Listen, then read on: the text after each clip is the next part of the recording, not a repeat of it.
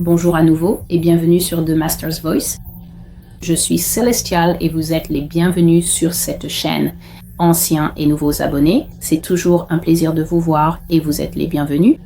Veuillez vérifier le menu à 3 points en haut ou regarder en bas jusqu'à ce que vous voyez une icône en forme de roue dentée. Cliquez dessus. Cliquez sur le mot « Qualité » puis augmentez la qualité de la vidéo à 480, 720 ou 1080p selon la résolution la plus élevée que votre appareil propose afin d'avoir une image correcte pour travailler. Je poursuis la série sur l'Amérique et comme je l'ai dit, je pense que ce sera l'entreprise la plus longue du blog The Master's Voice. Veuillez parfois mettre la vidéo en pause et regarder dans la boîte de description ci-dessous afin de trouver l'URL du site que cette chaîne représente. Il s'appelle themastersvoice.com. Je suis Célestial, celle qui gère le blog à la demande et selon les instructions du Seigneur Jésus-Christ.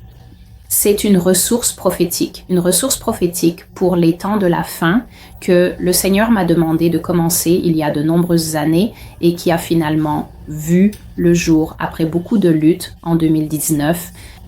Et puis après, je crois, environ 1 an et demi à gérer le blog, le Seigneur m'a dit qu'il voulait que je modernise le projet. Utilise les outils de ta génération célestiale. C'est ce qu'il m'a dit, me faisant me sentir assez démodée. Mais en tout cas, c'est pour cela que la chaîne YouTube existe. Donc, la première série que j'ai faite était la série sur la Russie et la Chine. Et je pense qu'on va en toucher un mot aujourd'hui en parcourant la prophétie du jour. C'est en fait l'une des plus anciennes paroles prophétiques que j'ai, qui remonte à 2015. Donc cela la rend, je crois, âgée d'environ 5 ans. Oui. Donc cela m'a été donné le 25 juillet 2015. Et cela s'appelle « La chute de l'Amérique ». Et je pense que le Seigneur m'a donné cette prophétie le jour même ou à peu près au moment où l'Amérique a légalisé le mariage LGBTQ et toutes les formes d'union entre personnes du même sexe.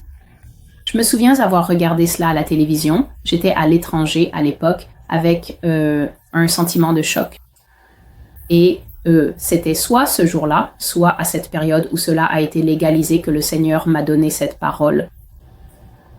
Et donc, Dieu avait des paroles fortes à partager dans cette parole prophétique et je me souviens que cela m'a profondément bouleversée et je vais essayer d'aborder les points essentiels de cette prophétie. Maintenant, avant de commencer, il y a quelque chose que je pense devoir mentionner. Je dis toujours sur cette chaîne que ce n'est pas un endroit où vous pouvez venir renforcer votre biais de confirmation. C'est-à-dire peut-être les choses auxquelles vous croyez déjà, que vous soyez chrétien depuis 2 mois, 2 ans ou 20 ans. Ou ce n'est pas un endroit où vous pouvez venir faire des comparaisons. Maintenant, je ne vous empêche pas de le faire, mais je pense que je donne ces mises en garde parce que si vous essayez de faire cela avec cette chaîne, c'est vous qui allez finir frustré et c'est vous qui risquez de vous retrouver avec beaucoup de questions sans réponse. Et voici pourquoi. Je ne suis attachée à personne d'autre. Dans la vraie vie, je ne suis même pas jumeau. Je suis une seule personne, une personne qui a été mandatée par le Dieu tripartite, Père, Fils, Saint-Esprit, pour accomplir une œuvre pour lui, et c'est à cela que je consacre presque tout mon temps, mon énergie et mes efforts. Je prends ce processus et ce programme très au sérieux. Ce travail est quelque chose qui vient de mon être vers le Seigneur, et voici pourquoi. Quand le Seigneur m'a appelé, il ne m'a pas appelé pour commencer maintenant et il ne m'a pas appelé pour me dire ta mission sera l'Amérique. Ce que le Seigneur m'a dit lorsqu'il m'a appelé, c'est « Je mettrai mes paroles dans ta bouche et tu les diras à tous ceux vers qui je t'enverrai et tu leur diras tout ce que je te donnerai à dire. » Maintenant, ceux d'entre vous qui me suivent depuis longtemps, en fait, la première fois que vous m'avez vu, beaucoup de gens ont été choqués. Ils disaient « Oh, Célestial, tu sais, je ne sais pas. J'avais une image différente de toi dans ma tête. » Et c'est parce que mon écriture est très simple. Je n'ajoute rien à ce que Dieu me donne et je ne retire rien non plus. Et la raison pour laquelle je ne fais pas cela, c'est parce qu'il s'agit avant tout d'un projet de vérité. La parole prophétique sera toujours véridique. ce sera toujours une parole saine, c'est-à-dire que je ne vais pas rajouter de petits morceaux et je ne vais pas non plus en retirer pour ménager les sentiments. Ce n'est pas un blog qui présente des prophéties positives. Voilà pour le premier point. C'est quelque chose que n'importe qui remarquera après avoir lu le blog pendant 5 minutes. Mais ce n'est pas non plus un projet qui est là pour vous dorloter. Les prophéties que le Seigneur m'a données sont d'une telle gravité.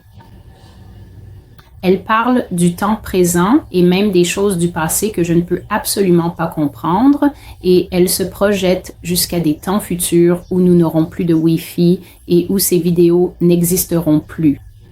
Donc, si vous venez sur ce blog en pensant que vous allez peut-être voir quelqu'un qui ressemble à toutes les autres personnes que vous regardez et que vous êtes perplexe parce que ce que cette personne dit ne correspond pas à ce que disent les autres, je suis là pour vous dire que votre perplexité pourrait durer longtemps. Je ne suis pas ici pour garantir ce que vous avez pu entendre ailleurs. Je suis ici précisément pour vous expliquer pourquoi ce que je dis ne correspond pas à ce que disent les autres. Ce que je suis ici pour faire, c'est vous mettre en garde. Il y a beaucoup de gens qui sont accros à la propagande qui circule. Il y a beaucoup de gens qui pensent que Dieu est assis au ciel et que sa principale préoccupation est de faire savoir à l'Amérique qui sera son prochain président.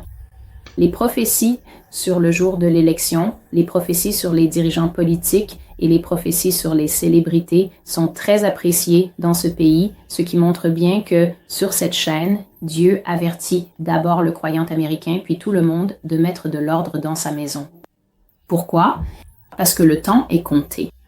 Et Dieu est tellement miséricordieux qu'il ne se contente pas de nous dire ce qui s'est passé dans le passé pour nous amener là où nous en sommes aujourd'hui. Il est assez bon pour nous prévenir que le pire arrive, que des choses bien pires vont arriver.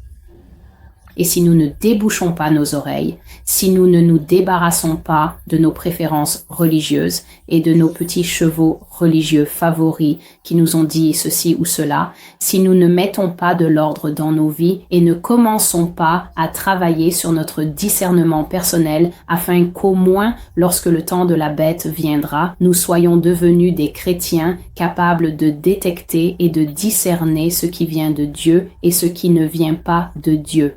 Parce que Daniel nous avertit qu'à cette époque, la magie séductrice et les miracles puissants que l'Antéchrist et ceux qui servent l'Antéchrist dans son ordre religieux, les choses que ces gens seront capables de faire. Je crois que je l'ai dit au moins 20 fois, rien que cette semaine, depuis que nous sommes passés de l'ancienne administration à la nouvelle, j'ai reçu une tonne de courriers. Mais comment ça se fait? Pourtant, il nous avait dit... J'ai reçu une tonne de courriers et tout ce que j'ai dit, c'est « la bête arrive, la bête arrive ».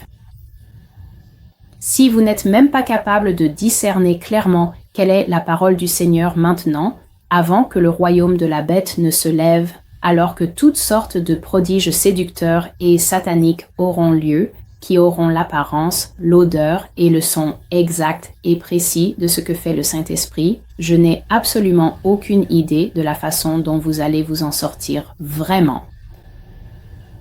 Comme le Seigneur l'a dit à Jérémie, si tu n'arrives même pas à suivre les gens à pied, comment pourras-tu rivaliser quand les chevaux commenceront à courir?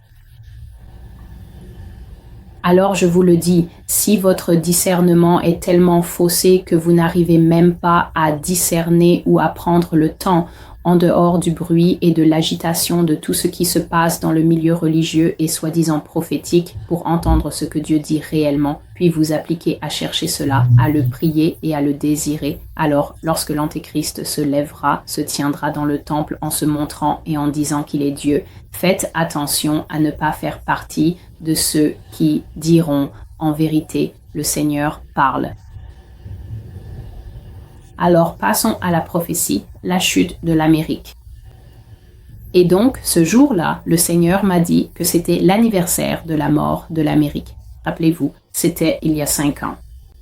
Et le Seigneur m'a déclaré et a dit que cette prophétie serait l'accomplissement de l'appel qu'il a lancé dans l'Apocalypse 18, à savoir « Sortez du milieu d'elle, mon peuple, afin que vous ne participiez pas à ses péchés et que vous ne receviez pas de ses fléaux. » Apocalypse 18 et 4. Et donc ce jour-là, le Seigneur m'a conduit à lire Ézéchiel 9 et Ézéchiel 38, et je pense que c'est dans Ézéchiel 9 qu'il parle de 6 hommes qui descendront des montagnes, n'est-ce pas? 6 hommes que le Seigneur a désignés dans le livre d'Ézéchiel 9. C'est soit Ézéchiel 9, soit Ézéchiel 38. Soyez indulgents avec moi, cela fait longtemps que je n'ai pas lu celui-là. Et il est question de 6 hommes qui ont été désignés par Dieu et ils ont été amenés et le Seigneur a dit à 5 d'entre eux, parcourez toute cette ville et tuez, n'ayez aucune pitié, n'épargnez personne, femmes, enfants, il a dit, les vieux et les jeunes, n'en laissez aucun en vie, frappez-les tous et détruisez-les. Mais au 6e homme, il ne lui a pas donné de hache, il lui a donné une corne à encre et il lui a dit, avant que ceux-ci ne sortent, je veux que tu sortes à travers la ville avec cette corne à encre et que tu marques d'un signe le front de chaque personne qui m'appartient vraiment, sincèrement. Ceux qui pleurent et gémissent à cause de l'état de ce pays, qui pleurent à cause de la péché de cette nation, marque-les d'un signe sur le front et ensuite, ceux avec les haches passeront après toi et ils extermineront tous ceux qui n'ont pas la marque. Alors, le premier homme est sorti, il a accompli sa mission et il est revenu vers le Seigneur et il a dit, « J'ai fait ce que tu as demandé. » Après cela, l'autre homme qui représentait la mort l'a suivi et ils ont également accompli leur mission. C'est dans cette prophétie que le Seigneur m'a déclaré pour la première fois, il y a 5 ans, que la nation de Russie viendrait aux États-Unis et que la nation de Russie non seulement viendrait aux États-Unis, mais il m'a informé qu'ils résident déjà aux États-Unis, qu'ils ont un grand nombre de troupes présentes aux États-Unis. Et j'ai trouvé cela absolument choquant et pourtant, au fil des années, Dieu me montrait la Russie déjà présente en Amérique à travers différentes visions du Seigneur.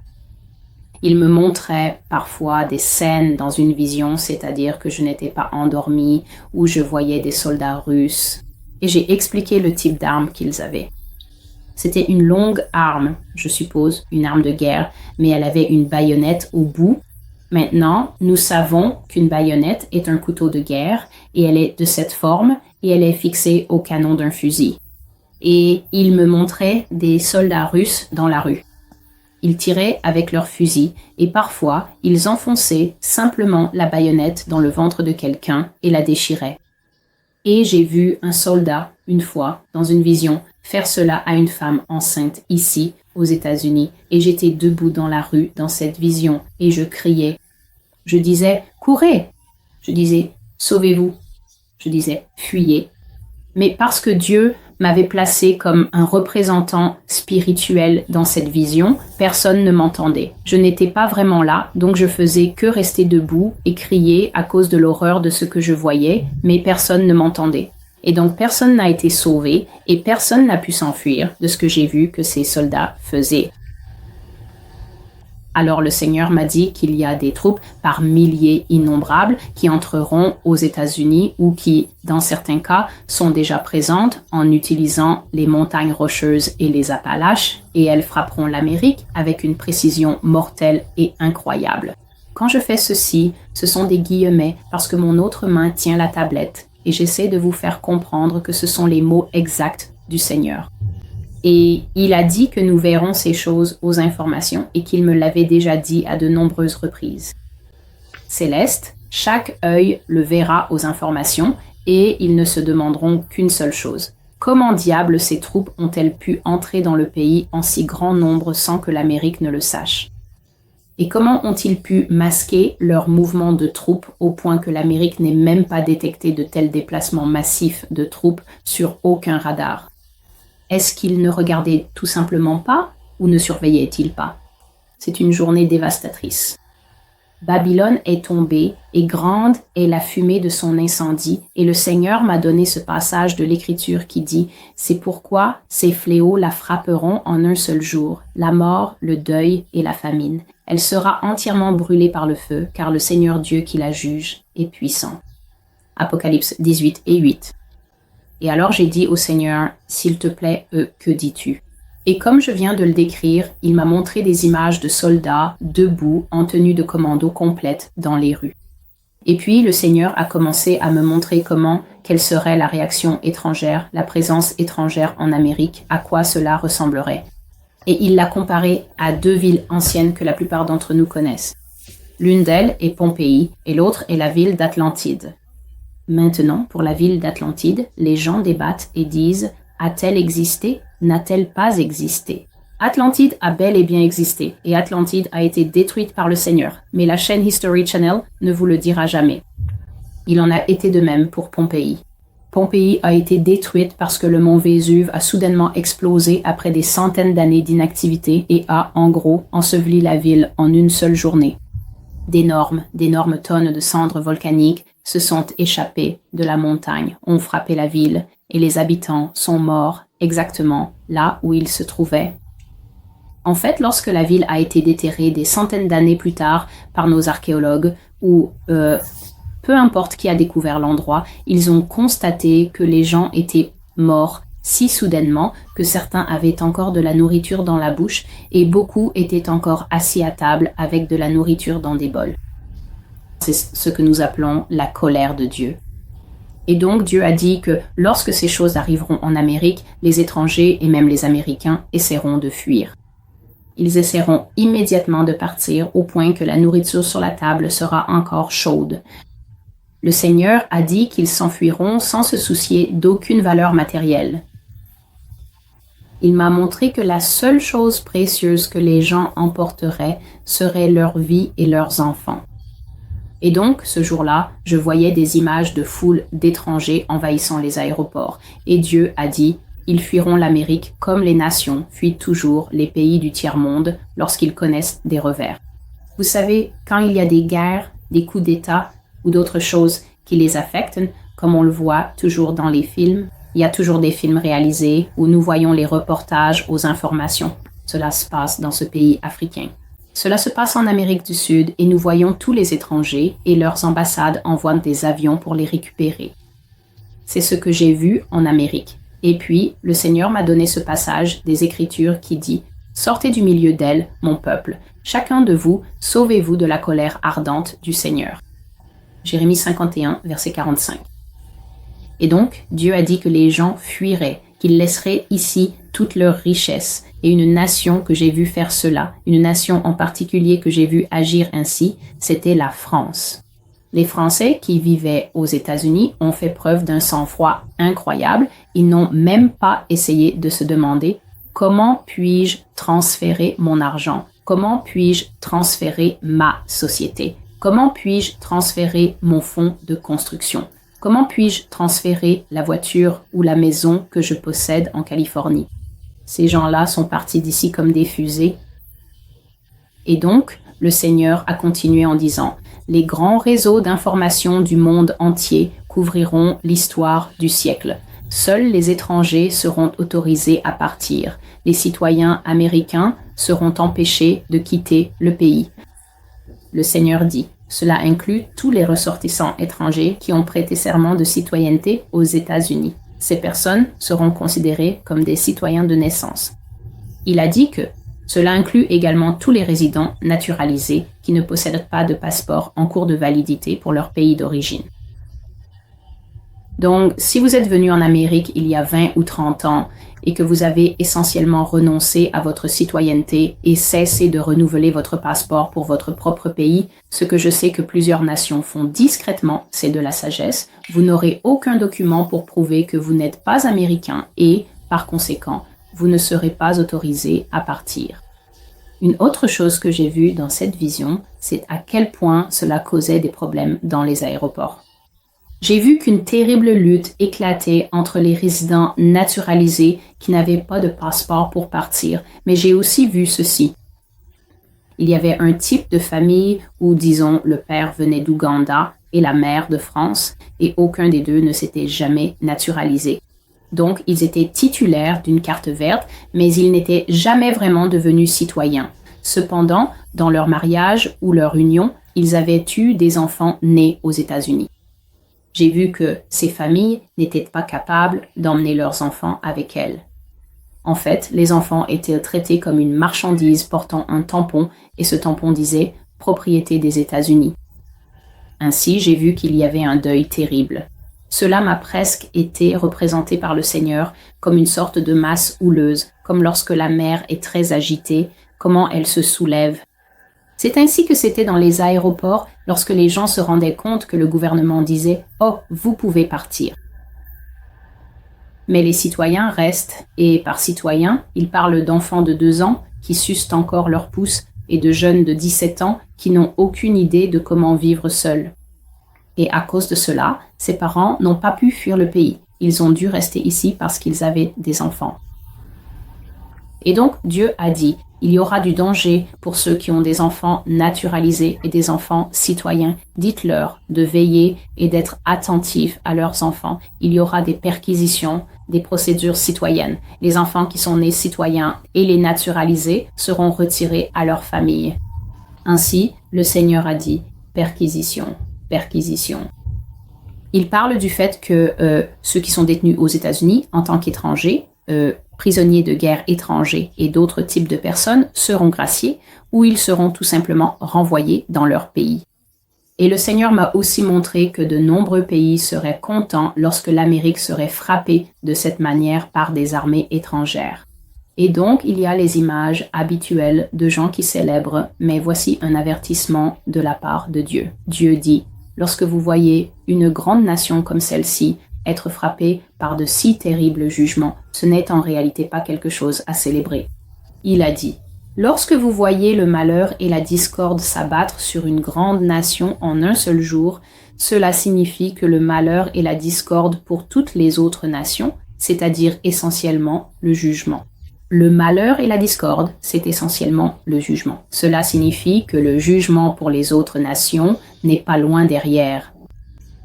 Ainsi, le Seigneur a dit que chaque nation voit en elle-même et dans son destin la destruction à venir de Babylone la Grande.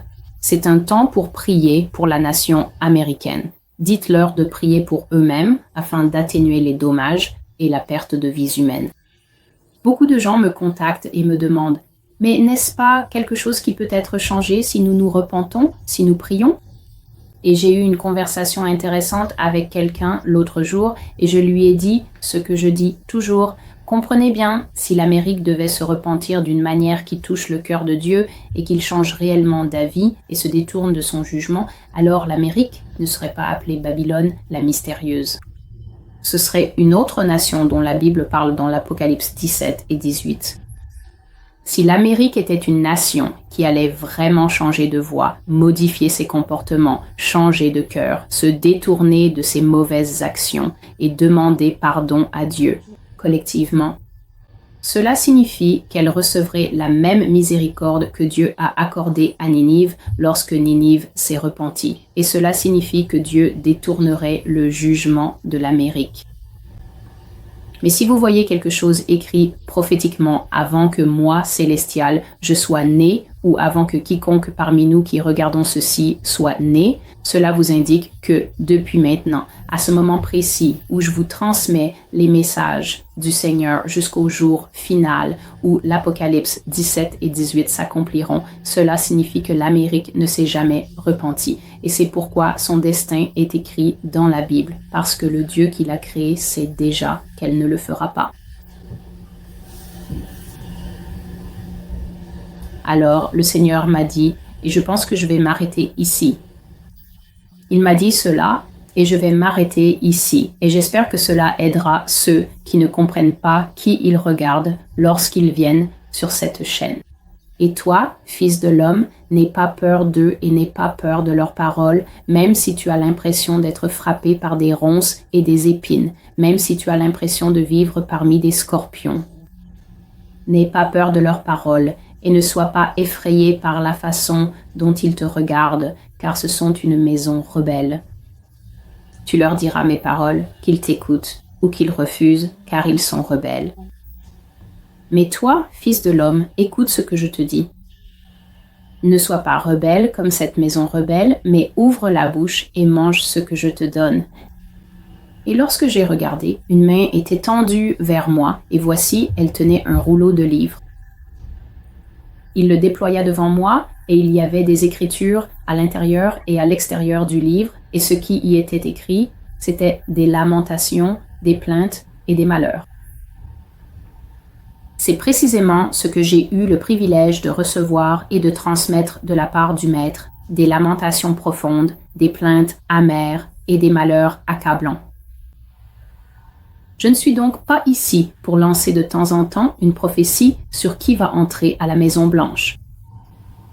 Si vous prenez réellement le temps de visiter attentivement le blog, vous verrez que Dieu y parle de sujets profonds qui couvrent une période étendue de l'histoire humaine où la politique n'existe absolument plus, où cette nation a été bombardée de manière dévastatrice jusqu'à l'oubli total, où, comme je l'ai déjà dit, nous chercherons la moindre nourriture encore comestible et consommable dans des boîtes de conserve rouillées, où la guerre nucléaire et les armes nucléaires ont dévasté et ravagé ce pays entier et où il n'y a plus personne sur YouTube ou Facebook pour se disputer ou me demander avec insistance « Pourquoi ne dis-tu pas que l'Amérique va connaître une saison de grandeur et de prospérité comme tout le monde le prétend et l'affirme ?»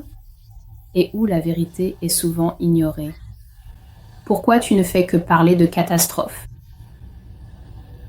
Je dis ce qui est précisément écrit sur le rouleau du livre que le Seigneur Dieu a mis dans ma bouche. Et ce sont des lamentations, un deuil profond et un grand malheur.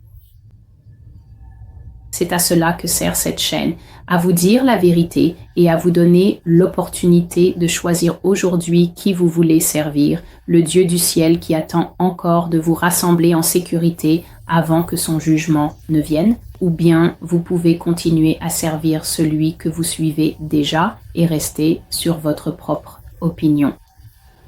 C'est ça, avec Dieu. Il nous a créés et nous sommes venus au monde dotés du libre arbitre. Je l'ai dit sur le blog, c'est maintenant que vous choisissez. Dieu jugera et pèsera vos choix plus tard. C'est la fin de la prophétie, la chute de l'Amérique. Je suis Célestiale. Merci pour votre patience et merci d'être ici avec moi aujourd'hui. Je vous suis reconnaissante si vous vous êtes abonné.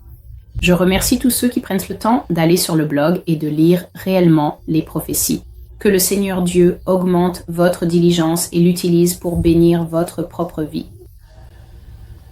Prenez soin de vous.